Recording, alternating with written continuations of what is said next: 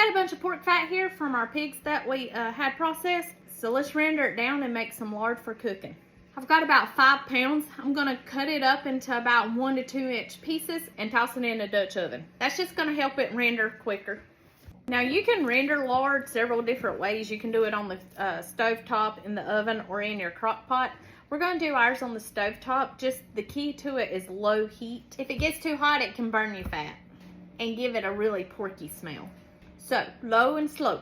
You could do a wet render if you wanted to, but we're just gonna do a dry render. If you do add water, what they say, it helps it render more evenly, help it not stick to the bottom or burn on the bottom. But I'm gonna be here watching it really closely, so I'm not too concerned about it. So dry it is. Let's go throw it on the stove top. We're just gonna sit and melt for a couple hours.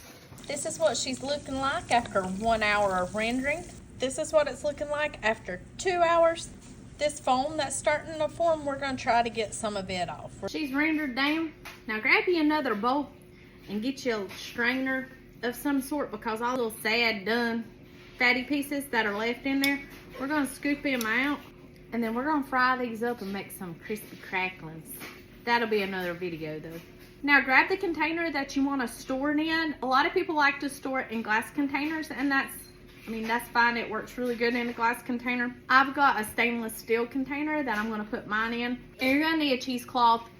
Some people do really thick padding of paper towels or do the wire mesh strainer, but I prefer a cheesecloth, because at this point it's critical that you get all the tidbits, any gristle, meat, anything out of this lard. If there's anything left in it, then it's gonna go bad. Now, unlike tallow, which is more shelf stable, you can leave it out on your counter, lard needs to be refrigerated. If you leave it out overnight or for a couple days, it's gonna be fine.